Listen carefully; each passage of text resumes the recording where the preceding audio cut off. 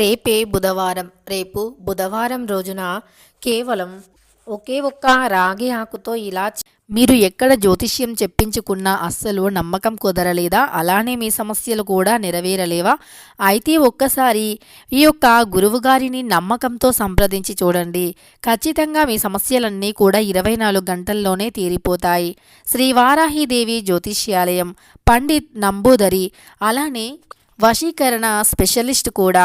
విద్యా, ఉద్యోగం, వ్యాపారం, పెళ్లి, ప్రేమించి మోసపోవటం, ఆరోగ్యం, నాగదోషం, సంతానం, భార్యాభర్తల మధ్య గొడవలు, అత్తాకోడళ్ల మధ్య గొడవలు, స్త్రీ పురుషుల వశీకరణం, ధనం నిలకడగా లేకపోవటం, రాజకీయం, వామచార దోషం, ఇలాంటి మీ యొక్క ఎటువంటి సమస్యలైనా 24 గంటల్లో పరిష్కారం లభించును. వీరి యొక్క సెల్ నెంబర్ వచ్చేసి 9043637512. మీకు ఎటువంటి సమస్యలు ఉన్నా కేరళ నుంచి నేరుగా పరిష్కారం చెప్పబడును. ఒక్కసారి నమ్మకంతో గురువుగారిని సంప్రదించండి, చేయండి చాలు. ఇక ఒక గంటలోనే సమస్యలు తొలగిపోయి అదృష్టం మీ ఇంటి తలుపుని తడుతుంది. ముఖ్యంగా రేపు సంకష్టహర చతుర్థి బుధవారంతో కలిసి వచ్చింది కనుక సంకష్టహర చతుర్థి బుధవారం రోజున మర్చిపోకుండా ఇలా చేస్తే చాలు. మీరు ఎలాంటి కోరిక కోరినా కూడా నెరవేరుతుంది. మీ సమస్యలు కూడా తొలగిపోతాయి. అంతేకాదు రేపు బుధవారం రోజున మర్చిపోకుండా ఈ పరిహారం చేస్తే మీ సమస్యలు తొలగిపోవటంతో పాటు గణపతి అనుగ్రహం, అలానే విష్ణుమూర్తి అనుగ్రహం కూడా లభిస్తుంది. వారి అనుగ్రహంతో జీవితంలో మీరు అనుకున్నది కూడా సాధించగలుగుతారు. మనలో చాలామంది ఈ రోజుల్లో నరదృష్టితో బాధపడుతూ ఉన్నారు. నరదృష్టి అనేది జీవితంలో అధికం కావటం వల్ల మనం ఏదీ సాధించలేకపోతూ ఉంటాము. ఏదైనా సాధించాలి అన్నా నరదృష్టి అనేది అడ్డు వస్తూ ఉంటుంది. ఆ నరదృష్టిని తొలగించుకునే క్రమంలోనే ఎన్నో ప్రయోగాలు చేస్తూ ఉంటాము. అయినప్పటికీ మన యొక్క ప్రయోగాలు ఫలించవు. అంతేకాదు మన సమస్యలు కూడా తొలగిపోవు. మన సమస్యలు తొలగిపోవాలి అంటే ఖచ్చితంగా నరదృష్టి తొలగిపోవాలి. ఎందుకంటే నరదృష్టి చాలా భయంకరమైనటువంటిది.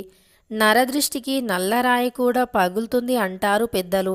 నరదృష్టి కారణంగా మనకు ఎన్నో సమస్యలు వస్తూ ఉంటాయి. నరదృష్టి ఒక్కసారి మన జీవితంలో నుండి తొలగిపోయింది అంటే ఇక అప్పటి నుండి అన్నీ కూడా విజయాలే కలుగుతూ ఉంటాయి. నరదృష్టి చాలా అంటే చాలా భయంకరమైనటువంటిది. ఈ నరదృష్టిని తొలగించుకున్నట్లు అయితే మనం తప్పకుండా ధనవంతులుగా మారిపోవచ్చు. నరదృష్టి అనేది తొలగిపోవాలి అంటే మరి మన సమస్యలు నరదృష్టి తొలగిపోవాలి అంటే మర్చిపోకుండా ఈ యొక్క చిన్న పరిహారం చేయాలి. రావి ఆకు అంటే విష్ణుమూర్తికి చాలా ఇష్టం. రావి ఆకుతో సంకష్టహర చతుర్థి బుధవారం రోజున చేసే పరిహారం వల్ల విష్ణుమూర్తి అనుగ్రహం అనేది లభిస్తుంది. విష్ణుమూర్తి యొక్క అనుగ్రహంతో మన సమస్యలు అన్నీ కూడా తొలగిపోతాయి. విష్ణుమూర్తి అనుగ్రహం ఉంటే మనకు జీవితంలో ఏ కష్టమూ కూడా ఉండదు అని పండితులు చెబుతున్నారు. ఇక రేపు సంకష్టహర చతుర్థి, అలానే ఎంతో పవిత్రమైనటువంటి బుధవారం కూడా. బుధవారంతో సంకష్టహర చతుర్థి కలిసి వస్తే ఆ రోజు చాలా పవిత్రమైనటువంటిదిగా పరిగణించబడుతుంది. కనుక బుధవారంతో సంకష్టహర చతుర్థి కలిసి వచ్చింది కనుక ఈ యొక్క రోజు చాలా పవిత్రమైనటువంటిది. కనుక మర్చిపోకుండా ఈ రోజున ప్రతి ఒక్కరూ కూడా రావి ఆకుతో ఇలా చేయండి. మన హిందూ ధర్మాల ప్రకారం రావి చెట్టు ఎంతో పవిత్రమైనటువంటిదిగా పూజిస్తూ ఉంటాము. రావి చెట్టుని పూజించటం వల్ల సమస్యలు కూడా తొలగిపోతాయని నమ్ముతూ ఉంటాము. ఎందుకంటే రావి చెట్టు విష్ణుమూర్తి యొక్క ప్రతిరూపంగా భావిస్తూ ఉంటాము. రావి చెట్టుని పూజిస్తే దరిద్రాలు తొలగిపోతాయని కూడా నమ్ముతూ ఉంటాము. రావి చెట్టు అనేది చాలా పవిత్రమైనటువంటిది. రావి చెట్టు దగ్గర చేసే పూజలు కూడా మంచి ఫలితాన్ని ఇస్తాయి. మన చుట్టూ ఉండేటటువంటి నెగిటివిటీని కూడా తొలగిస్తూ ఉంటాయి. కనుక రావి చెట్టు చాలా ప్రత్యేకమైనటువంటిదిగా భావిస్తూ ఉంటాము. అలానే రావి ఆకుతో మనం చేసే పరిహారాలు కూడా విష్ణుమూర్తి యొక్క అనుగ్రహాన్ని కలిగింపజేస్తాయి. అంతేకాదు రావి ఆకుతో పరిహారాలు చేస్తే పితృదోషాలు కూడా తొలగిపోతాయని పెద్దలు చెబుతూ ఉన్నారు. ఎందుకంటే రావి ఆకుతో చేసే పరిహారాల వల్ల మనకు సమస్యలు తొలగిపోవటమే కాకుండా నెగిటివిటీతో పాటు గ్రహాల దోషాలు తొలగిపోతాయి. రావి చెట్టు పైన మన యొక్క పితృదేవతలు ఉంటారని కూడా నమ్ముతూ ఉంటాము. కనుక ఇలా రావి చెట్టు దగ్గర చేసేటటువంటి పూజలు పరిహారాలు మన కష్టాన్ని సమస్యని తొలగిస్తూ ఉంటాయి. ఇక రావి చెట్టు దగ్గర చేసే పూజలతో పాటు రావి ఆకుతో చేసే పూజలు కూడా మంచి ఫలితాన్ని ఇస్తాయి. అయితే మరి మనం రావి చెట్టు దగ్గర లేదా రావి ఆకుతో ఎలాంటి పరిహారం చేయాలో సంకష్టహర చతుర్థి రోజు ఇప్పుడు తెలుసుకుందాం. సంకష్టహర చతుర్థి అంటే గణపతికి చాలా ఇష్టం. అందులో బుధవారంతో కలిసి వచ్చినటువంటి సంకష్టహర చతుర్థి కనుక గణపతికి చాలా ఇష్టం. అలానే విష్ణుమూర్తికి కూడా చాలా ఇష్టం. కనుక ఈ సంకష్టహర చతుర్థి రోజున గణపతికి ఎర్రని మందారం పూలను సమర్పించండి. ఎర్రని మందారం పూలతో పాటు గణపతికి మందారం పూలతో పాటు గరికను కూడా సమర్పించండి. గరిక అంటే గణపతికి చాలా ఇష్టం. కనుక గరికను మందారం పూలను గణపతికి సమర్పించి కొద్దిగా పచ్చ కర్పూరాన్ని తీసుకొని ఒక రావి ఆకుని తీసుకొని రావి ఆకుని శుభ్రంగా చేయాలి. తడి లేకుండా అలానే డస్ట్ లేకుండా శుభ్రంగా తుడిచి రావి ఆకు పైన కొద్దిగా పచ్చ కర్పూరాన్ని పెట్టాలి.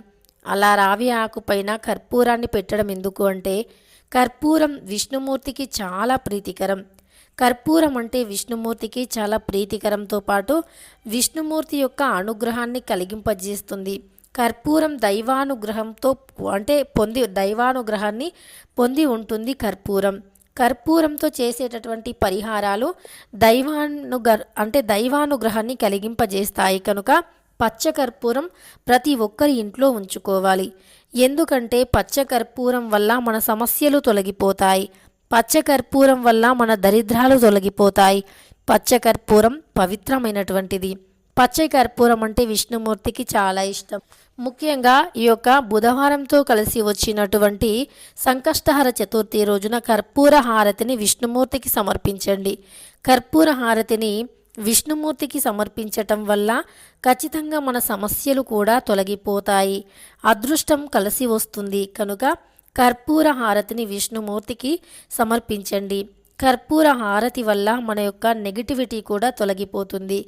అంటే కర్పూరం నుండి వచ్చే మంచి సువాసన అనేది మన చుట్టూ ఉండేటటువంటి నెగిటివిటీని కూడా తొలగిస్తుంది. కనుక మర్చిపోకుండా కర్పూరంతో ఇలాంటి పరిహారాలు చేయండి. ఇక రేపు సంకష్టహర చతుర్థి కనుక కర్పూరం పైన అంటే పచ్చ కర్పూరం అలానే రావి ఆకుతో ఈ పరిహారం చేయండి. ముందుగా మనం చెప్పినట్టుగా ఒక రావి ఆకును తీసుకోండి. తప్పకుండా మన సమస్యను తొలగించేటటువంటి రావి చెట్టు లేదా రావి ఆకుతో ఈ పరిహారం చేస్తే గనక ఖచ్చితంగా మన సమస్యలు తొలగిపోతాయి. అంటే మనం ఏదైతే రావి ఆకు ఉందో ఆ రావి ఆకు పైన కొద్దిగా పచ్చ కర్పూరాన్ని పెట్టి విష్ణుమూర్తికి సమర్పించాలి. ఇలా చేస్తే విష్ణుమూర్తి అనుగ్రహం తప్పకుండా లభిస్తుంది. విష్ణుమూర్తి అనుగ్రహం ఉంది అంటే సమస్త పాపాలు తొలగిపోయినట్టే. విష్ణుమూర్తి యొక్క అనుగ్రహంతో దరిద్రం పూర్తిగా తొలగిపోతుంది. దరిద్ర బాధల నుండి కూడా విముక్తి లభిస్తుంది. విష్ణుమూర్తికి ఎంతో ప్రీతికరమైనటువంటి పచ్చ కర్పూరంతో ఈ పరిహారం రేపు చేస్తే సమస్త పాపాలు ఖచ్చితంగా తొలగిపోతాయి. అంటే మనం ఒక రావి ఆకుని తీసుకొని ఆకుపైన కొద్దిగా పచ్చ కర్పూరాన్ని పెట్టి ఆ యొక్క పచ్చ కర్పూరాన్ని పెట్టిన తర్వాత నమస్కరించుకొని సమస్యలను చెప్పుకొని తర్వాత ఆ రావి ఆకు పచ్చ కర్పూరం రెండూ కూడా తీసుకొని వెళ్ళి తులసి కోట దగ్గర పెట్టాలి. ఇలా చేస్తే ఖచ్చితంగా సమస్యలన్నీ తొలగిపోతాయి. ఎందుకంటే తులసి కోట కూడా లక్ష్మీనారాయణుల స్వరూపంగా భావించబడుతుంది. అందుకు తులసి కోటను ప్రతి ఒక్కరం కూడా ఇంటి ముందు పెంచుకుంటూ ఉంటాము. అలా తులసి కోటను ఇంటి ముందు పెంచుకోవటం వల్ల సమస్త పాపాలు కూడా తొలగిపోతాయని నమ్మకం. అలా తులసి చెట్టుని ఇంటి ముందు పెంచుకుంటూ ఉంటాము. అలానే తులసి చెట్టు దగ్గర ఇలా అంటే ముందుగా మనం విష్ణుమూర్తి పటం ముందు ఒక రావి ఆకుని పెట్టి ఆకుపైన కొద్దిగా పచ్చకర్పూరం పెట్టి మీ సమస్యను చెప్పుకొని తర్వాత దానిని తులసి కోట దగ్గర పెడితే ఖచ్చితంగా మన చుట్టూ ఉండేటటువంటి నెగిటివిటీ తొలగిపోతుంది. పాజిటివ్ ఎనర్జీ వస్తుంది. అందువల్ల మనం ఏదైనా సాధించగలం అనేటటువంటి ఒక యాక్టివ్గా ఉంటాం, యాటిట్యూడ్ వస్తుంది. కనుక మర్చిపోకుండా ఇలా చేయండి. మీ సమస్యలన్నీ కూడా తొలగిపోతాయి. మన చుట్టూ ఉండేటటువంటి నెగిటివిటీ తొలగిపోతుంది. దరిద్ర బాధలు తొలగిపోతాయి. విష్ణుమూర్తి యొక్క అనుగ్రహం కూడా కలుగుతుంది. సకల పాపాల నుండి విముక్తి లభిస్తుంది. మర్చిపోకుండా ఇలా ఈ చిన్న పరిహారాన్ని చేయండి. మీ యొక్క దరిద్రాన్ని ఇట్టే తొలగించుకోండి. మన సమస్యలను తొలగించుకోవటానికి ఇది చాలా పవిత్రమైనటువంటిది అని చెప్పుకోవచ్చు. ఈ పవిత్రమైనటువంటి ఈ పవిత్రమైనటువంటి రోజున మర్చిపోకుండా ఇలా చేస్తే మన సమస్యలు పూర్తిగా తొలగిపోయి అదృష్టం అనేది కలిసి వస్తుంది. కనుక మర్చిపోకుండా ఇలా చేయండి. మన చుట్టూ ఉండే సమస్యలు అన్నీ తొలగించుకొని మీరు జీవితంలో ఇంకా ఎదగటానికి కూడా ఎన్నో అవకాశాలు తెరుచుకుంటాయి. ధన మార్గాలు తెరుచుకుంటాయి. ధనం సంపాదించడానికి అనేక మార్గాలు కూడా తెరుచుకుంటాయి. ఇలా ప్రతి సమస్య కూడా తొలగిపోవటం అనేది జరుగుతుంది. ఇక తెలుసుకున్నారు కదా, ఎంతో పవిత్రమైనటువంటి సంకష్టహర చతుర్థి బుధవారం రోజున ఒకే ఒక్క రావి ఆకు అలానే కర్పూరంతో ఎలాంటి పరిహారం చేయాలి అని.